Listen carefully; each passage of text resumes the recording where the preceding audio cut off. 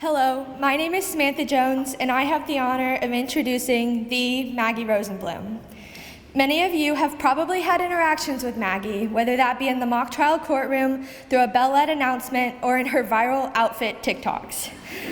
She is known among our class for her perfect handwriting and her love for ALV jewels, but this is just the surface of the Maggie we love. Maggie is kind-hearted, genuine, and always willing to help. She works passionately and creatively, and that is seen through her excellence in all that she does. It has been my pleasure to grow up around and with Maggie, and some of my fondest memories of her date back to our SK Texas Roadhouse father-daughter dates and our dad's race for the first spot in the ECC carpool line every morning. While I don't see Maggie here quite as early anymore, Maggie's wise thoughts and insights in our Gov or Meaning of Life classes are always a welcome part of my day. I could go on and on about her, but without any more of my babbling, I give you the calligraphy queen and fashion star herself, Maggie Lee Rosenblum.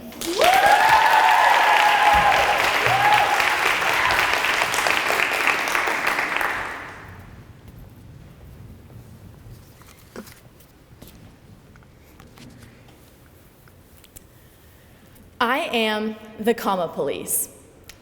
St. Mary's Middle School English engraves into our minds the comma rules. We drew sentence diagrams on Mrs. Riley's whiteboard and did homework problems in the red Warner's handbook with Mrs. Mulrooney. Ever since learning these rules, I've continued to be militant about them, which my dad noticed after I worked this past summer as an assistant at his law firm. He officially named me the comma police. I added many commas to his pleadings and had to explain to him the significance of the Oxford comma, which we St. Mary's girls strongly value. After much convincing and too many blue ink marks, he caved and took my suggestions. As I sat there editing, I thought more deeply about what commas do for us in a sentence. Obviously, they separate ideas, but more importantly, they create a pause. They allow our thoughts to gather and voices to stop before continuing. I realized that up until May of 2021, I hadn't written any commas in my life. My life was a run-on sentence. At age 6, I began having serious seizures about twice a year, the kind where I was hospitalized and couldn't walk for the following week. Dr. Wheelis, my neurologist, requested an explanation for my migraines in hopes of concluding a diagnosis. As a very confused first grader at a loss of words, I envisioned a fairy, a blonde fairy with a glittery green and blue mini dress with glass slippers who was trapped inside my head. She was confined between my temples at the front of my brain, and she attempted to escape by banging rusty hammers to break through my skin and pushing her way out with her tiny but mighty hands. Because this fairy was inherently evil, she caused a lot of doctor's visits, which I, of course, detested. So I eventually stopped complaining to avoid seeing another white coat, despite the seizure cycle continuing through my childhood and into my high school years. Spring of my junior year, the fairy's pounding increased. My positive COVID test from December exacerbated the symptoms that had become routine, and I felt sick every day thereafter. I threw up, I would pass out at school, and then slept all day once I returned home. The fairy was everywhere. My head, my throat, my stomach, my legs. She became omnipresent in the midst of my most challenging semester. I ignored her so that I could keep up the image of the perfect student, excelling in academics, clubs, and friendships. But I needed a comma. This past May, the universe shoved one into my life because I wouldn't do so myself.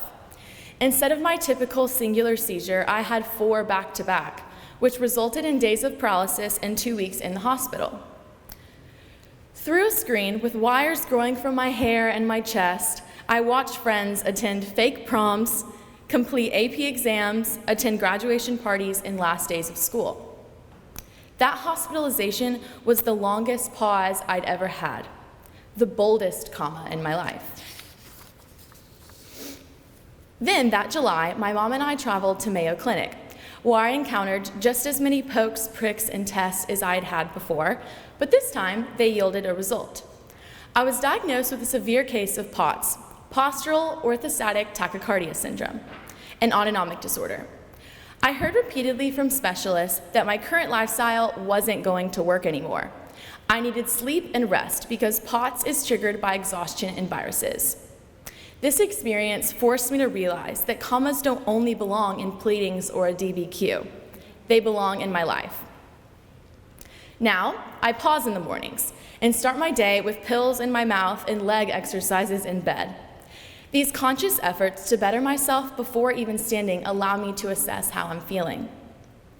At the end of the summer, I even found a group of POTS patients my own age who live in Texas, and we are able to check up on each other and give advice on the tougher days. I know the fairy is still there, but now I have a bit more power over her. I'm able to shut her up with medicine and commas. Instead of staying up the extra hour to add a plus sign to my A, I go to sleep because the fairy needs some rest too. I hope my life moving forward will be a well-written sentence. I will intentionally place commas throughout my life so that the universe doesn't have to. After all, I am the comma police. Thank you.